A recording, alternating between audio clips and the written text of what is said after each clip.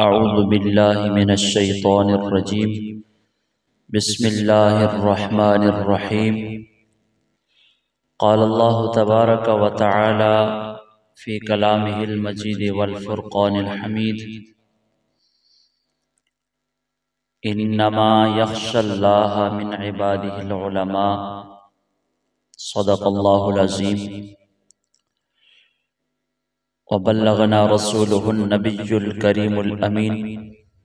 इन्नल्लाह व मलाइकतहु युसल्लूना अलन नबी या अय्युहल्लज़ीना आमनू सल्लु अलैहि व सल्लिमू तस्लीमा। अस्सलातु वस्सलामु अलैका या रसूलल्लाह व अला आलिका व अस्हाबिका या हबीबल्लाह। हम्दो सना के बाद हुज़ूर ताजदार अंबिया अहमद मुज्तबा हज़रत जनाब मोहम्मद मुस्तफ़ा सल्लल्लाहु अलैहि वसल्लम के मुक़द्दस बारगाह में हदिया अक़ीदत दुरूद सलाम अर्ज़ करने के बाद मेरे नहायत ही वाजिबुल एहतराम बरदरान इस्लाम, अस्सलामु अलैकुम व रहमतुल्लाहि व बरकातुहू। इल्म दीन की सबसे बड़ी फजीलत जो इस गुनाहगार बंदे के जहन में और समझ में आई है वो ये है कि इल्म वाला होना सबसे पहले खुद खालिक कायनात की सिफात में से एक सिफ्त है। इल्म वाला होना, खुद इल्म ही अल्लाह वहदहु ला शरीक के सिफात में से एक सिफ्त है।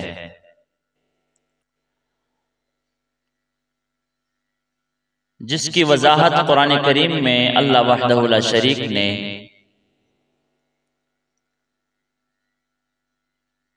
अपनी सिफत रबूबियत के बाद सबसे ज्यादा ताकीद के साथ जिक्र फरमाया है।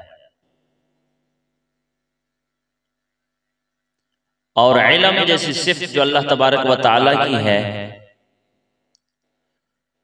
इसके ताल्लुक से अल्लाह वहदहु ला शरीक ने कुरान करीम के अंदर बहुत ज्यादा अस्माए हुस्ना इन्हीं नामों के साथ जिक्र फरमाया है। मिसाल के तौर पर खालिक कायनात ने कुरान में अपनी जात के लिए अल आलिम का लफ्ज इस्तेमाल फरमाया।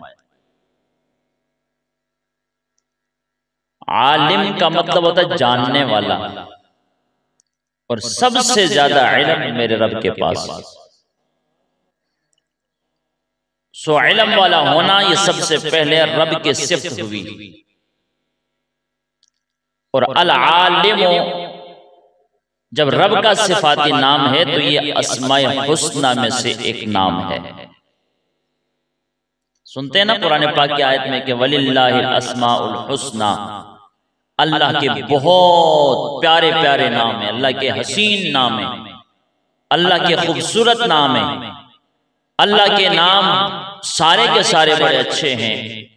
तो वो उन अच्छों नामों में से एक नाम अल्लाह का अल आलिम है। और इसी तरह दूसरी सिफ्त मेरे अल्लाह वहदहु ला शरीक ने कुरान में जो अपनी बयान की, मेरे अल्लाह की जो सिफात बयान हुई उनमें से दूसरा ये अल अलीम, बहुत ज्यादा जानने वाला और हमेशा हमेशा जानने वाला। आलिम सिर्फ गैर खुदा में पाई जाती है। नबी आलिम हो सकता है और होता है, गैर नबी आलिम होता है। आलिम हर कोई होता है, कुछ न कुछ जान रहा होता है, कुछ न कुछ चीज का इल्म हर आदमी के पास होता है। तो हर आलिम जिसने दीन का इल्म हासिल किया थोड़ा या बहुत आलिम कहलाता है। लेकिन आलिम सिर्फ रब की जात है, आलिम सिर्फ अल्लाह की सिफ्त है। आलिम अल्लाह के सिवा कोई नहीं हो सकता। इसी तरह तीसरी सिफ्त इल्म के लिहाज से अल्लाह की जो बयान हुई कुरान में, अल अल्लाम, अल्लाम ये वहाब के वजन पर मुबालगा का सिगा है। इसका मतलब ये होता है कि सबसे ज्यादा जानने वाला, जितना कोई न जानता हो उस जात को अल्लाम कहा जाता है। और वो अल्लाम मेरे और आपके मालिक के हकीकी की जात है। और चौथी सिफ्त इल्म के ताल्लुक से जो रब की बयान हुई, फरमाया अल खबीर, वो खबर रखने वाला है। पांचवी सिफ्त रब की बयान अल हकीम, हिकमत भी इल्म की एक सूरत है ना, ये भी इल्म का हिस्सा है हिकमत। तो रब की सिफ्त है अल हकीम, हिकमत वाला, और सबसे बड़ा हिकमत वाला है। छठे नंबर पे सिफ्त रब्बुल जलाल की कुरान में बयान हुआ अश-शहीद वकफा बिल्लाहि शहीदा। फरमाया हबीबा तेरा रब ही गवाह काफी है। शहीद गवाह, देखने वाला, मुशाहदा फरमाने वाला। तो अल्लाह रब्बुल इज्जत की जात वो जात है कि जो हर एक पे हमेशा हमेशा निगाह रखती है। उसके निगाहों से कोई चीज पोशीदा नहीं होती। 7 जमीनों के नीचे, 7 आसमानों से ऊपर, मां के बतन में, रहम में छुपा हुआ लोथड़ा भी, उस पर भी निगाह अगर किसी की होती है तो खालिक के कायनात की निगाह हुआ करती है। जो जानता भी हो, जो बहुत ज्यादा जानता भी हो, जो हर शय को जानता हो, जो हर शय की खबर रखने वाला हो, और जो हर तरह की हिकमत रखने वाला हो, और जो हर शय पर निगाहे कर्म रखने वाला हो, जिसमें ये सारी सिफतें होती हैं, उन रब आंदे ने, उनके आंदे ने वो रब दी जात है। जिहड़ी जात है ना सारियां शाना दकिए मालिक है, उन रब आंदे ने, रब ताला। 7वें नंबर पे रब की सिफत बयान हुई इल्म के ताल्लुक से अल लतीफ। लतीफ का मतलब होता है बारीक बीन, या होता है ना दूरबीन। दूर दराज जगह तक किसी ने वेखना होवे तो दूरबीन रखी दी इंज करके वेंदे ने, ओदे शुआवां इस तरह दी होंदियां ने कि बंदे नो दूर दी चीज भी बड़े वाजे नजर आंदी हो, दूरबीन होंदे उन आकीदा। रब्बुल जलाल अल लतीफ अल्लाह की सिफत है। इसका मतलब है बारीक बीन। जितना अच्छा दूरबीन क्यों ना हो, जितनी अच्छी क्वालिटी का क्यों ना हो, जितनी अच्छी कंपनी का क्यों ना हो, बिल आखिर जो दूरबीन मखलूक का इजाद करता होता है उसकी नजर से भी अशिया पोशीदा रह जाती हैं। रब वो बारीक बीन है जो बाल से बारीक को भी अपने निगाह रहमत में रखा करता है। और ऐसा भी नहीं कि एक नजर शरक को देखे, एक नजर गरब को देखे, एक नजर शिमाल को देखे, दूसरी नजर जुनूब को देखे, ऐसा भी नहीं। ये मैं और आप में मखलूक की सिफत है कि जिधर पीठ कर ली उधर आंखें नहीं, नजर कुछ नहीं आएगा, और जिधर चेहरा किया सब कुछ नजर आता है, वो भी एक हद तक, उससे आगे नहीं। रब्बुल जलाल की जात वो है कि अज़ल से अब तक उसकी निगाह रहमत से न शरक पोशीदा है, न गरब पोशीदा है, न शिमाल और जुनूब पोशीदा है, न दिलों के राज पोशीदा है, न माओं के बतनों में ठहरे हुए लोथड़ा गंदा खून का कतरा पोशीदा है। हज़रात जी वक़ार वो अल्लाह रब्बुल इज्जत की वाहिद जात है जिसको अल लतीफ उसकी सिफ्त है। और याद रखें, अलीम होना, आलिम होना, अल्लाम होना, खबीर होना, समी होना, बसीर होना, लतीफ होना, करीम होना, हकीम होना, अजीज होना, ये अल्लाह की जब सिफात हैं तो ये सिफतें रब की मखलूक नहीं। सिफात इलाही मखलूक नहीं होती, रब की सिफात भी मखलूक नहीं, रब का कलाम भी मखलूक नहीं, इसके सिवा हर शय रब की मखलूक है। तो लतीफ अल्लाह की सिफ्त है। फिर फरमाया गया अस्समीउ, बहुत सुनने वाला, और अस्समीउ ये सिफत है, सिफत बारी ताला की, अल्लाह की सिफत है। तो ये सारी सिफात बारी ताला वो कोट की मैंने कुरान करीम की रोशनी में कि जो सिर्फ और सिर्फ इल्म से ताल्लुक रखती है, इल्म के ताल्लुक रखने वाली सिफात है। और फिर आखिरी सिफत जो मैंने यहाँ कोट की वो भी है अल बसीर, रब देखता है।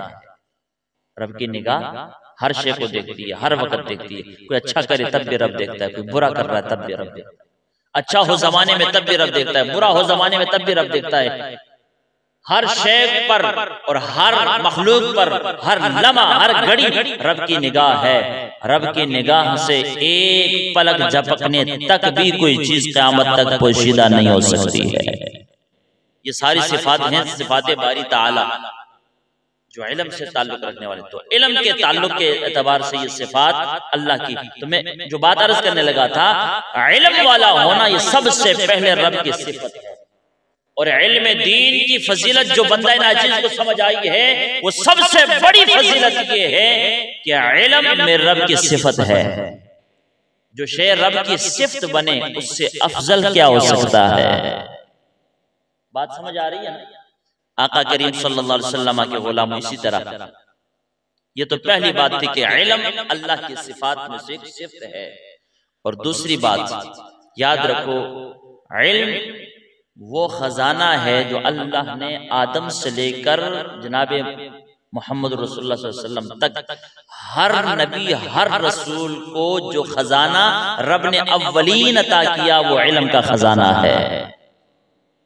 इस एतबार से भी इल्म दीन की, इल्म उलूहियत और इल्म तौहीद और रिसालत और किताबुल्लाह का इल्म जो है ये अता होना, ये एक ऐसा खजाना है रब ने सबसे पहले अगर किसी को दिया है तो अपने नबियों और रसूलों को अता फरमाया है। और याद रखें, इल्म ऐसी दौलत है जिससे कोई एक नबी को भी अल्लाह ने मारूम नहीं रखा। गोया यूं समझें कि इल्म दीन जो है ये तमाम नबियों और रसूलों का मुश्तरका जो है, ये उनकी मुश्तरका दौलत है, मुश्तरका खजाना तमाम नबियों का जो हर नबी को अल्लाह ने अता फरमाया। इसी वजह से मेरे और आपके आका जनाब मोहम्मद मुस्तफ़ा सल्लल्लाहु अलैहि वसल्लम ने इरशाद फरमाया, इन्नल उलमा वरसतुल अंबिया, फरमाया उलमा अंबिया के वारिस हैं। इल्म दीन हासिल करते ना उलमा, हुसूल इल्म के बाद आलिम बनता है। हुसूल इल्म के लिए घर से निकलता है, सारे आसाइश और आराम छोड़कर, राहतें छोड़कर, हर तरह की तकलीफ मुशक्कत उठाकर इल्म दीन हासिल करने के लिए बंदा मोमिन निकलता है। तो रहमत कौनैन सल्लल्लाहु अलैहि वसल्लम ने ज़बान हाल से फरमाया कि अब वो घर से निकला है, किस लिए निकला है? नबियों की विरासत लेने के लिए निकला। और जिस हस्ती को कायनात में तमाम नबियों की मुश्तरका विलायत में से हिस्सा मिल जाए, ईमान से बताओ उससे बड़ी अजमत कायनात में रब ने किसकी बनाई है? तो तमाम नबियों की मुश्तरका दौलत और विरासत जो है खजाना ये इल्म है, इल्म दीन। फरमाया कि इन्नल उलमा वरसतुल अंबिया, उलमा बेशक अंबिया के वारिस हैं। व इन्नल अंबिया अलम युवरिसू दीनारन वला दिरहमन, लोगों के दिलों में ये बात खटकी होगी, मेरा विजदान कहता है, मेरा ज़मीर कहता है, जब रसूलुल्लाह ने फरमाया कि उलमा अंबिया के जो है मिरास संभालने वाले वारिस हैं, तो तब लोगों के ज़हनों में ये बात खटकी होगी, ये सवाल उठा होगा।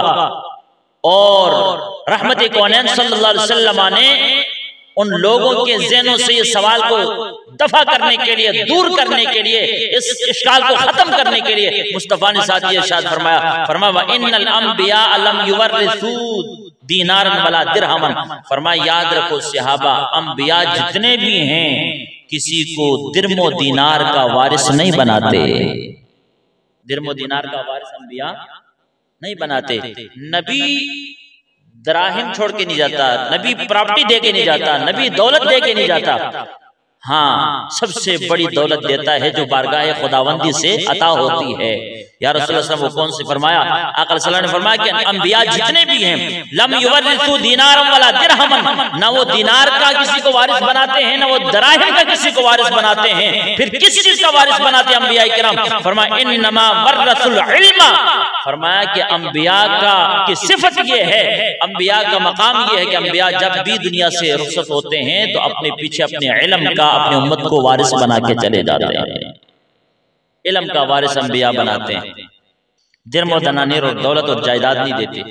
फरमाया फमन अखज़ बिही अखज़ बिहज़्ज़िन वाफिर, फरमाया जिसने भी अंबिया के उस दौलत से, इल्म वाली दौलत से, इल्म की प्रॉपर्टी से, इल्म के खजाने से, जिसने भी अंबिया के इल्म से कुछ न कुछ, जो भी जिसकी तौफीक में था, जिसकी इस्तिताअत में था, जितनी तौफीक और उसके पास हिम्मत थी, जितनी किसने कोशिश की, उस अंबिया के विरासत में से जिसने जोड़ लिया, फरमाया कुछ भी अगर किसी ने ले लिया है तो रहमत कौनैन ने फरमाया अखज़ बिहज़्ज़िन वाफिरिन, जो कुछ नबियों की विरासत से उम्मत में से किसी को मिल जाता है तो वो थोड़ा ना समझे, वो वाफिर मिक़दार में उसके हिस्से में आ गया है।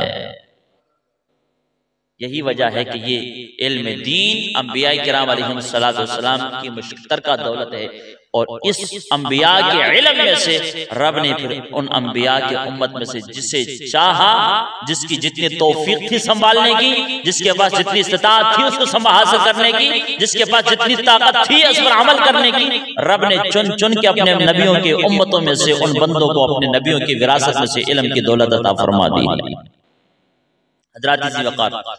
इल्म दूसरी फजीलत इल्म की ये, पहली फजीलत ये कि इल्म रब की सिफ्त है, दूसरी फजीलत ये कि इल्म वो खजाना है जो अंबिया को मिलने वाला खजाना, जो चीज अंबिया को रब चुन के दे दे, टटोल के रब अल्लाह अपने अंबिया को जो चीज मखसूस करके दे देता है, बताओ वो चीज अगर अल्लाह को प्यारी है तो अपने महबूबों को दे रहा है ना, अपने खलीलों को जो दे दिया, उसने अपने यारों को जो दे दिया है तो वो प्यारी चीज देता है, उम्दा चीज देता है, आला चीज उसने दी है। इससे भी पता चलता है जब अंबिया की दौलत है इल्म का होना, अंबिया के लिए खजाना है मुश्तरका, तो फिर समझिए कि रब को भी ये इल्म बड़ा प्यारा है। और इसी तरह, और ये मैंने क्या रहा कि अंबिया किराम अलैहिस्सलाम को अल्लाह ने इल्म की दौलत अता की है, ये रब का कुरान कहता है, अल्लाह का कुरान। फरमाया क्या रब ज़ुल जलाल ने, आओ मेरे नबी के गुलामों, रब्बे कायनात की बारगाह से आवाज आई, उलाइकल्लज़ीना आतैनाहुमुल किताब वल हुक्म वन नबुव्वा, फरमाया मेरे हबीब जितने भी रसूलों को भेजा है, जितने भी अंबिया को दुनिया में भेजा है, जितने भी नबी दुनिया में आए हैं, आदम अलैहिस्सलाम से लेकर जनाबे मोहम्मद मुस्तफा सल्लल्लाहु अलैहि वसल्लम तक सारे नबी ऐसे हैं। रब फरमाता मैं अल्लाह करीम ने उन्हें किताब भी अता की है, हिकमत की दौलत से भी नवाजा है, वन नबुव्वत और नबुव्वत को भी अता फरमा दिया है। इल्म दिया, हिकमत दी, किताब दी और नबुव्वत के दौलत से अल्लाह ने नबियों को नवाजा है। तो उनमें से जो पहली चीज है नबुव्वत, हिकमत, और सबसे पहले रब ने नबी को किताब अता फरमाई। ये तीन चीजों से, तीन दौलतों से अपने अंबिया को मैंने नवाजा है। तो पता चला कुरान के फरमान से कि अंबिया किराम अलैहिस्सलाम को जो खजाना सबसे बड़ा अल्लाह ने दिया है, जो बड़ी शान वाली चीज दी है, वो अल्लाह ने हर नबी को इल्म अता फरमाया है। इस बात से आप अंदाजा लगा सकते हैं कि इल्म दीन की कितनी फजीलत है और कितना मकाम और मर्तबा है। एक और अनोखी फजीलत आपको इल्म की बता दूं, याद रखें, मैं जब आपसे खैरखाही करूंगा ना, आपसे, आप में से किसी के साथ में मैं खैरखाही करूं तो मैं आपको वो मशवरा दूंगा जो आपके कल के लिए नफा बख्श हो। ऐसा ही है, यही उम्मीद रख देना मेरे से भाई। अगर किसी के साथ मैं खैरखाही करूं तो किसी को मशवरा दूंगा तो कैसा मशवरा दूंगा? ऐसा अमल बताऊंगा, ऐसा काम बताऊंगा, ऐसे का अमल करने के लिए कहूंगा कि जो कल के लिए आपके लिए नफा बख्श हो। यही बात है। रब्बे ज़ुल जलाल ने इल्म दीन की फजीलत में से एक अनोखी फजीलत कुरान में बयान की। हर नबी को इल्म दिया, हर नबी को किताब दी, सहीफा दिया, हर नबी को नबूवत के जो है दौलत से नवाजा, हर नबी को हिकमत से नवाजा है। फिर जब महबूबे दो जहां की बारी आई तो अल्लाह ने फरमाया कुर रब्बि ज़िदनी इल्मा, महबूबा इल्म देने की कमी तो कोई नहीं छड़ी तन। सारे नबियां दा इल्म एक पास से, मेरे मुस्तफा दा इल्म एक पास से, रब ने इतनी बड़ी दौलत अता फरमा दी। लेकिन फिर भी फरमाया कुर रब्बि ज़िदनी इल्मा, महबूबा जड़ा अपनी मर्जी नाल तोने इल्म दिता वो तो दे देता है ना, लेकिन तोड़ी एक ड्यूटी लानी है। या अल्लाह की फरमाया आखिर दम तक मेरी बारगाह इल्म दी कसरत मंगदे ही रहना है, इल्म दी कसरत मंगदे रहना है। सो इल्म की फजीलत में से ये भी फजीलत है, एक ऐसी दौलत है इल्म दीन, ऐसा खजाना है, वो खालिक मालिक राज़िक होकर अपने महबूबे दो जहां सल्लल्लाहु अलैहि वसल्लम जिसकी हस्ती पाक के साथ सबसे ज्यादा खैरखा रब्बुल जलाल है, और वो खालिक दो जहां होकर अपने महबूब को कसरत की दुआ के लिए जो मुतालबा करता है, एक ही फरमाया महबूबा दौलत नहीं मंगनी, दिरमो दनानीर नहीं मंगने, इज्जत और शोहरत की दुआवा नहीं, मेरे हबीब दुआ करनी तो आखिर दम तक एक ही दुआ करनी, या अल्लाह इल्म कसरत नाल दें। तो रब ने देता कौन? किताब कुरान दे देती, हिकमत दे देती, नबूवत जैसी दौलत दे देती, लेकिन फिर भी फरमाया कुल रब्बि ज़िदनी इल्मा। इल्म ऐसी हसीन दौलत है कि हबीब आप महबूबे दो जहां होकर भी इल्म से सैर नहीं होगे, जब भी मौका मिले मेरे महबूब मेरे बारगाह से कसरत इल्म की दुआ करते रहना, या अल्लाह देगा भी कि नहीं? फरमाया महबूब हर बार मांगोगे रब्बुल जलाल तेरे मांगने से बढ़कर तुझे अता फरमा देगा। तो ये इल्म ऐसी दौलत है कि जिसके ज़्यादती की दुआ करने का अपने महबूब से खुद खालिक कायनात ने मुतालबा फरमाया, महबूबा मंगदे रहा कर, कादी कमी, पैदाइशी नबी, हर ऐब तो पाक, सारियां शाना दे मालिक, लेकिन रब दी बारगाह फिर भी मंगना है तो महबूब की मंगना है, बोलो की मंगना है? केड़ा इल्म? PhD करना, बायोलॉजी, फिजिक्स, मैथ, ये सारी चीजें जरूरत नहीं इल्म दे उसूल वास्ते, वसाइल जरूर ने, जराए जरूर ने, लेकिन असल इल्म जिदी तरगीब कुरान और हदीस के अंदर देते कि रब दा फरमान देंदा है और मोहम्मद मुस्तफा दा इरशाद सानू तरगीब देंदा है, वो इल्म दीन है। वो की इल्म दीन। दुआ जो रब ने मुतालबा किया महबूबा इल्म दी कसरत दी दुआ मंगया करो मेरे को, तुम्हें अता कर देगा। फिर याद रखो क्या माहौल होगा, क्या मंजर होगा, जो रब आके महबूबा इल्म दी कसरत मेरे को मंगदे रहो, तो फिर महबूब ने नहीं मंगिया होना? बोलो महबूबे दो जहां सल्लल्लाहु अलैहि वसल्लम ने फिर सबसे ज्यादा रब के बारगाह से जिस चीज का मुतालबा किया है, दस्ते दुआ फैलाकर महबूब ने हर वक्त जो मांगा है रब्बुल जलाल के बारगाह से, मेरा ईमान, मेरा वजदान, मेरा ज़मीर ये कहता है कि हजरत ज़ुल्फ़िकार फिर महबूब दो जहां ने रब दो जहां से, खालिक दो जहां से सिर्फ और सिर्फ इल्म की कसरत मांगी होगी। आया कोई मांगी भी है कि नहीं ये कसरत इल्म? इब्ने माजा के अंदर हदीस मुबारक है, रहमत कौनैन सल्लल्लाहु अलैहि वसल्लम एक दिन ना सहाबा किराम की मौजूदगी में सहाबा फरमाने नसीब क्या सरकार ने आका अलैहिस्सलातु वस्सलाम ने दस्ते सवाल रब दी बारगाह च फैलाया, अर्ज करने लगे, और जड़े रब ने कसरत इल्म दी दा मुतालबा के दसे महबूब मंगया करो, तो फिर महबूब ने जिवें रब दा हुक्म सी मंग के तका देता, मंग के दिखाया। अल्लाह अकबर कबीरा। आओ मेरे नबी के गुलामों जरा सुनते चले जाओ। इब्ने माजा शरीफ के अंदर हदीस मुबारक है, रहमत कौनैन सल्लल्लाहु अलैहि वसल्लम एक मर्तबा सहाबा किराम के बड़े मजमे में दस्ते सवाल फैलाकर रब्बुल जलाल के बारगाह से मांगते हैं। आका दो जहां सरवरे कोनो मकान सल्लल्लाहु अलैहि वसल्लम, कौन महबूबे कायनात जिसे इल्म भी पहले से कसरत से दे दिया गया है, जिसको नबूवत की दौलत से भी नवाजा गया है, जिसको जनाब हर तरह की फजीलत शान रिफत हर तरह की जनाब वाला दौलत से महबूबे दो जहां को नवाजा गया है। फिर अल्लाह करीम ने हुक्म फरमाया वक़ुल रब्बि ज़िदनी इल्मा, ऐ मेरे हबीब जब भी मांगना है मुझसे मैं खालिक के बारगाह से इल्म की कसरत को मांग लेना है। सहाबा किराम फरमाते एक मर्तबा रहमत कौनैन ने फिर रब के हुक्म की तामील फरमाई। अल्लाह के फरमान को सामने रखकर रहमत कौनैन सल्लल्लाहु अलैहि वसल्लम ने क्या मांगा? आका रहमत कौनैन ने रब कौनैन से अल्लाह के बारगाह में दस्ते सवाल फैलाकर रहमत कौनैन अर्ज करने लगे, अल्लाहुम्मा अनफ़अनी बिमा अल्लमतनी, अर्ज करने लगे ए अल्लाह करीम जितना तूने मुझे इल्म दिया है अपने दिए हुए इल्म के साथ में मोहम्मद को नफाता फरमा देना है। क्या करना है? या अल्लाह जो इल्म तू दे देता है ना मनो ए दे नाल मनो की कर नफाता फरमा। जड़ा इल्म मेरे को आ गया या अल्लाह तू जो अता कीता है ए दे नाल मनो की कर बोलो सारे की कर नफा अता कर।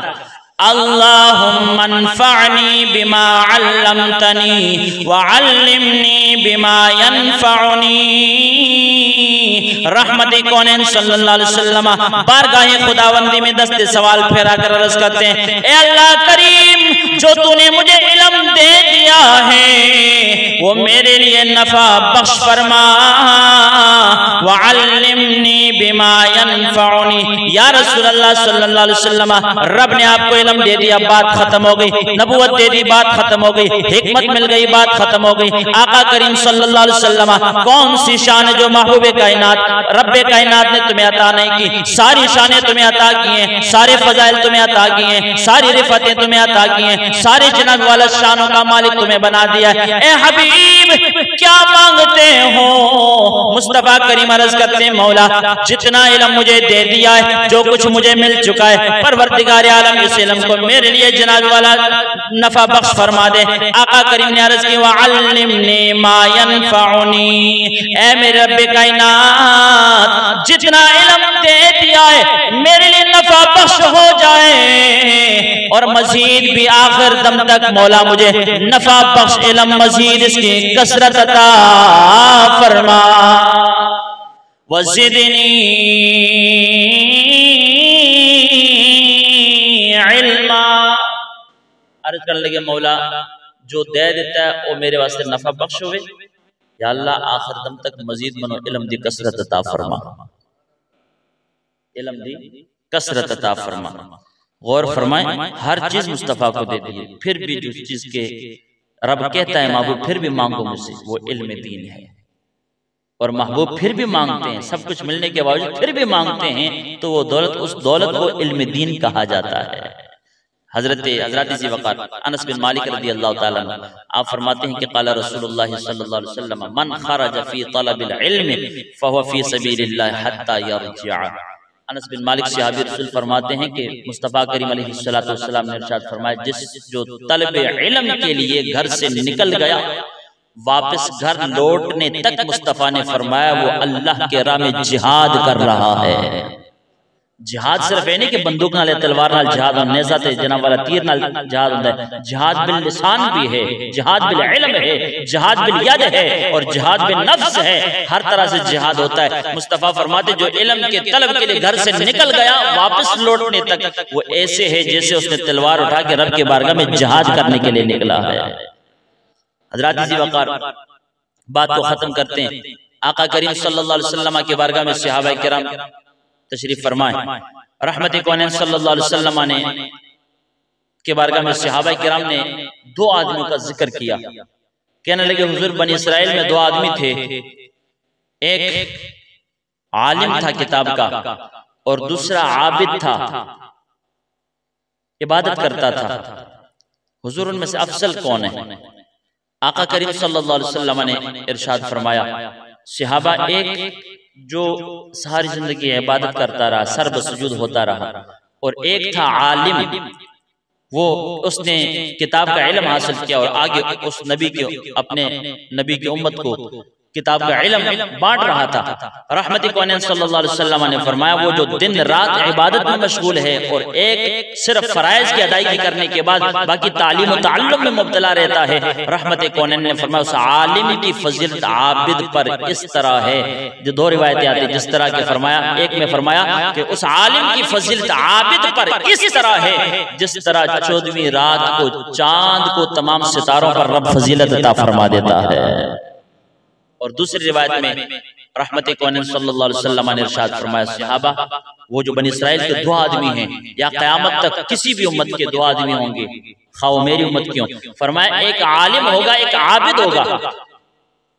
फकत इबादत करने वाला शख्स वो इबादत करता है जिंदगी के हर लम्हे में, और आलिम जो है वो अपने फराइज के अदायगी के बाद बैठकर कुरान और हदीस के तालीम और ताल्लुम में मुब्तला रहता है। रहमत कौनैन सल्लल्लाहु अलैहि वसल्लम ने सहाबा से फरमाया, सहाबा वो जो इल्म वाला है ना, इबादत करने वाले पर इतनी फजीलत रखता है, फरमाया कफदली अला अदनाकुम, जैसे मैं मोहम्मद को रब ने तुम में से अदना पर फजीलत अता फरमा दी है।